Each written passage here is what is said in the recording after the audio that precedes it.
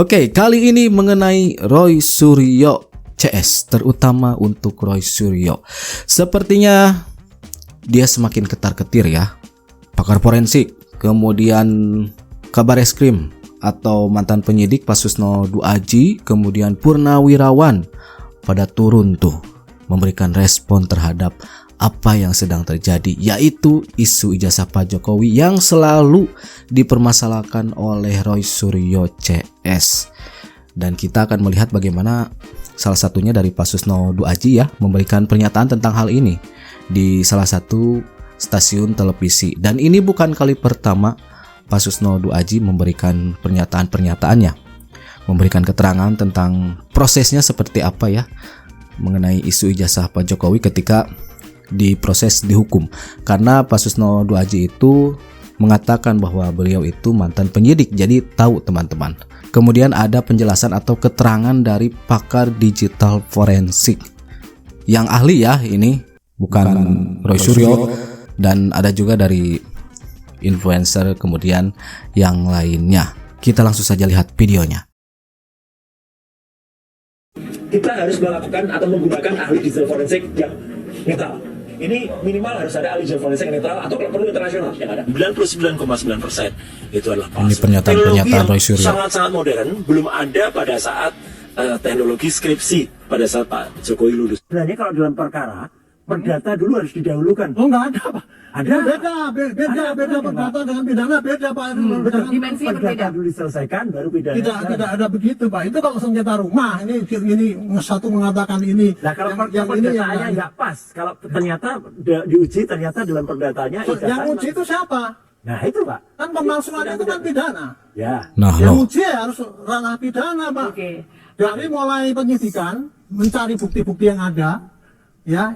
Ini tadi kalau untuk kasus pidananya, maka penyidik akan mencari mana bukti-bukti yang menunjang bahwa itu asli. Ya. Pasti dicari dong dari saksi-saksinya temannya Pak Jokowi, dari universitas sana dan sebagainya gitu. Kumpulkan semua. Kemudian yang menentang, yang tadi diomong-omongkan di sini, semua ditampung polisi, diberkas sampai segini. Nanti dikirimkan ke kejaksaan, Pak ini loh, ini kira-kira bisa nggak dipakai tuntutan?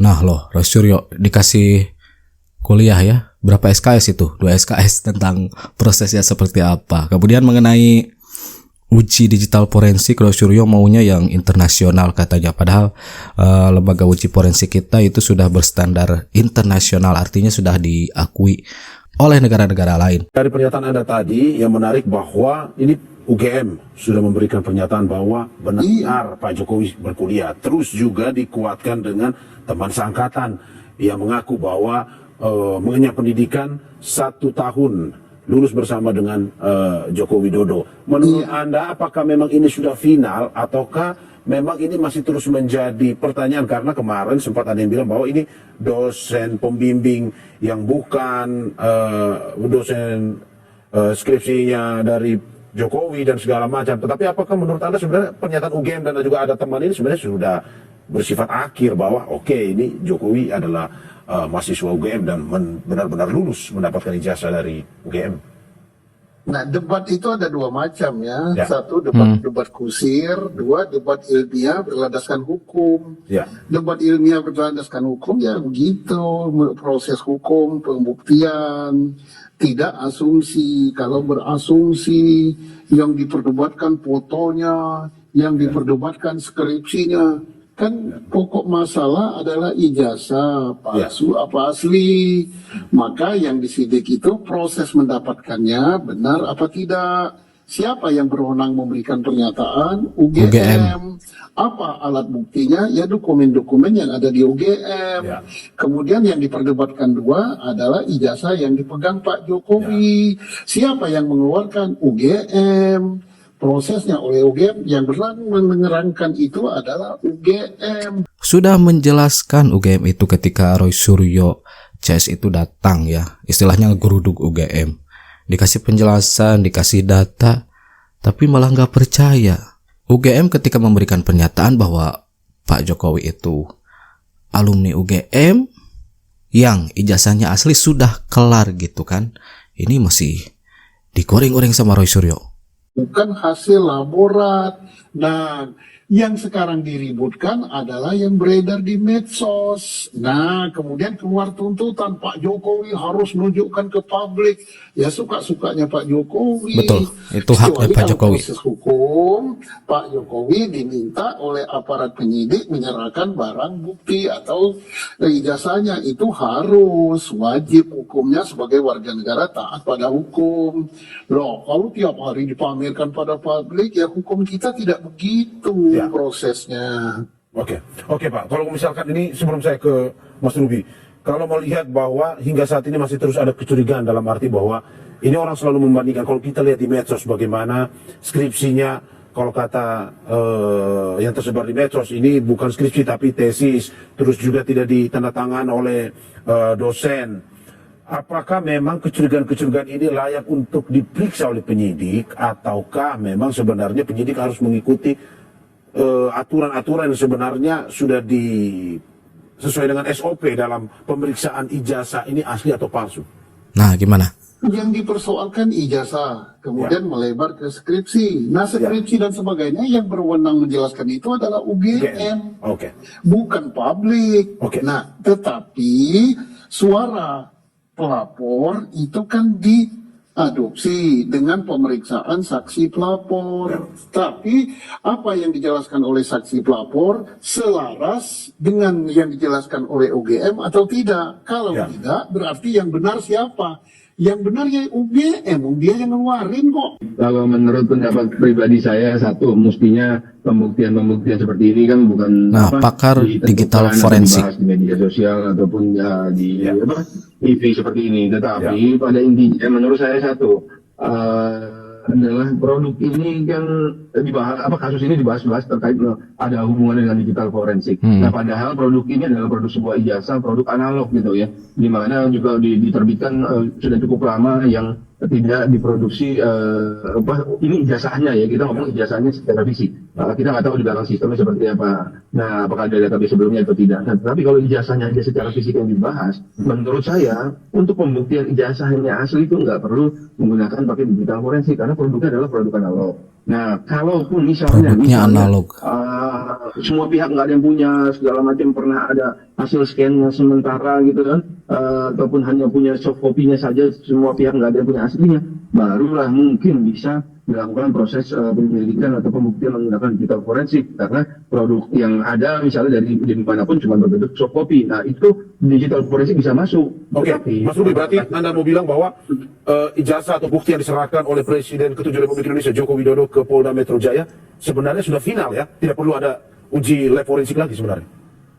Nah, uji lab forensik yang bisa dilakukan itu analog forensik, bukan nggak ada hubungannya sama digital forensik mestinya, karena tinggal membuktikan bagaimana sebuah tanda tangan pada tanggal tersebut, orang tersebut adalah asli, lalu juga dari kertasnya, dari penulisannya dan lain-lain. Nah, itu analog forensik bisa melakukan. Kalau digital forensik udah layer yang berbeda nih, soft copy udah masuk ke dalam kategori yang logical gitu kan, sedangkan produk ini kan produk analog, jadi mestinya sih udah cukup ya. Tetapi kalau di kasus ini menurut saya mau nggak mau digital forensik tetap harus turun nih, di mana ada pihak-pihak yang menyatakan, yang membuktikan menggunakan digital forensik. Nah, barulah beliau pelapor itu bisa membuktikan, mengcounter bagaimana pembuktian digital forensik itu benar atau tidak gitu. Nah, jadi mau nggak mau digital forensik udah paling tanggung masuk, tapi bukan untuk membuktikan digital itu jasa itu asli atau tidak. Itu bisa membuktikan bagaimana orang-orang yang menyebut menggunakan teknik digital forensik itu benar atau tidak melakukannya, prosesnya, hasilnya dan lain-lain. Ini ngapain sih kok ruwet banget nih ya? Apa nggak ada kerjaan yang lain lagi? Kita seorang yang punya kadar intelektual yang sudah mengenyam perguruan tinggi, kenapa sih mencari hal-hal yang seperti gini? Hanya untuk menjatuhkan harkat martabat seseorang dengan hal-hal yang sangat remeh-temeh gini. Untungnya apa sih? Seharusnya kita mempunyai kadar intelektual yang tinggi, turut membantu negara untuk mengembangkan negara. Karena memang Roy Suryo CS itu, Pak, ingin mendowngrade Pak Jokowi. Dari beberapa tahun ke belakang sasarannya terus Pak Jokowi, kemudian ke keluarganya. Kata mendowngrade itu kan istilah yang disebutkan oleh salah satu pengamat politik, yaitu Bung Adi Prayitno, seperti itu. Makanya ini Roy Suryo CS terus-terusan nyerang Pak Jokowi. Nah, setelah dilaporkan barulah terasa pada ketar-ketir. Jangan mengajarkan rakyat Indonesia jadi hal-hal yang bodoh. Ya. Bodoh sekali mengajarkan bangsa Indonesia ini seperti hal seperti kayak gitu. Rakyat Indonesia sudah cerdas. Karena dari awal dulu saya sudah ngomong, tidak akan mungkin beliau jadi seorang wali kota berkali-kali, bahkan 2 kali, gubernur sekali, presiden 2 kali, dengan menggunakan ya kurikulum vitae-nya yang palsu. Emang bodoh itu KPU, emang bodoh itu UGM, apalagi ke tingkat pusat skala nasional dan internasional. Ini yang sangat saya sesalkan pada oknum-oknum tertentu. Nah, itu banyak pernyataan yang sangat menguatkan bahwa ijazah Pak Jokowi itu asli dan Pak Jokowi itu merupakan alumni UGM. Tapi Roy Suryo CS tetap aja ngotot membuat narasi-narasi kembali, menghasut kembali, dan yang lainnya. Bahkan Pak Ade Armando mengatakan bahwa Roy Suryo itu mempunyai masalah kejiwaan gitu kan. Ini dia videonya, kita lihat. Pak Ade Armando loh mengatakan seperti itu. Roy Suryo memiliki masalah kejiwaan. Dia punya masalah psikologis. Dan karena itulah dia sekarang terpaksa lagi berurusan dengan pengadilan terkait ijazah S1 Jokowi. Roy sudah mulai diperiksa polisi sejak 15 Mei yang lalu. Dia bilang ijazah Jokowi dari UGM tahun 85 itu palsu. Roy Suryo lupa atau gimana ya bahwa dirinya itu mantan residivis. Hukumannya akan berat loh ketika terbukti bersalah. Hakim itu bisa memutuskan langsung ya karena mantan residivis. Jeruji itu sudah menanti ya ketika Roy Suryo terbukti bersalah, apalagi banyak pernyataan-pernyataan yang dilontarkan oleh ahli yang memang konteksnya itu Roy Suryo itu bersalah. Kalau Anda terus mengikuti perkembangan berita tersebut, mudah-mudahan Anda paham bahwa hampir pasti tuduhan Roy salah. Yang dia katakan ijazah palsu adalah sebuah dokumen yang seolah-olah adalah ijazah Jokowi yang tersebar di dunia internet. Orang yang mengupload dokumen tersebut sudah mengaku bahwa ijazah tersebut memang mungkin sekali bukan ijazah Jokowi asli. Yang jadi masalah, Roy tetap berkeras ijazah Jokowi palsu. Kita kan mungkin langsung menganggap, tidakkah sebaiknya Roy mengaku salah saja? Kenapa dia tidak jujur saja bilang ke publik, dia salah menyangka? Kenapa dia tidak menarik saja tuduhannya? Ya mungkin saja dia harus menyatakan minta maaf kepada Jokowi, kepada publik, tapi itu tentu lebih baik daripada harus berurusan dengan hukum. Saya duga masalahnya, Roy memang percaya bahwa Jokowi bohong. Saya rasa dia tetap yakin Jokowi memang tidak lulus dari UGM. Dia ini seperti hidup dalam dunia hayalan yang dia ciptakan sendiri, dan dia mempercayainya. Roy hidup dalam dunia kepalsuan. Jadi dia memang percaya bahwa Jokowi bohong, dan dia akan mati-matian mempertahankan versi kebenarannya, bukan karena dia ingin menyebarkan fitnah. Roy menyebarkan tuduhan itu karena dia merasa dia harus menyebarkan kebenaran. Masalahnya, kenapa dia menganggap Jokowi memang bohong? Saya rasa Roy memang punya persoalan psikologis yang kompleks. Seperti saya katakan, Roy punya masalah kejiwaan. Lah berarti yang memposting ijazah itu salah seorang kader dari partai itu. Kena pasal itu.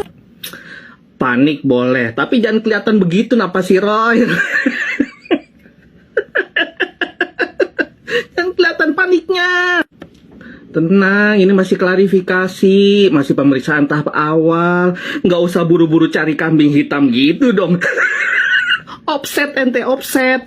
Aduh, pelan-pelan aja Roy, santai, tenang. Panik banget, heran gue. Kan ente dipanggil ini karena terkait dengan video yang diupload tanggal 26. Tapi kenapa lu nyasarnya jadi pengunggah ijazahnya Pak Jokowi yang dari PSI? Ente mau menjelaskan kalau ente nggak bersalah. Tapi kan yang menarasikan ijazah palsu siapa? Ente sama teman-teman ente. Mikir. Yang menarasikan palsu siapa ya? Tentu saja Roy Suryo CS itu dia teman-teman. Sudah dipanggil satu persatu. ketika di depan media berbicara ya begitu, mengkambing hitamkan salah satunya, membuat narasi-narasi yang baru. Kemudian kekeh bahwa apa-apa yang disampaikan oleh Roy Suryo itu benar menurut Roy Suryo itu sendiri. Padahal kita sudah lihat banyak pernyataan-pernyataan yang membungkam Roy Suryo, dan seharusnya Roy Suryo itu sudahlah diam gitu kan. Apa nggak nonton ini Roy Suryo? Banyak yang responnya dari mulai pakar ya, kemudian mantan penyidik, pengamat politik, dan yang lainnya. Gimana ini Roy Suryo? Waduh, pertanggungjawabkan saja Roy. Itu dia. Saya kira dicukupkan sekian informasinya. Nanti kita jumpa lagi di video-video selanjutnya. And that's it. Catch you later.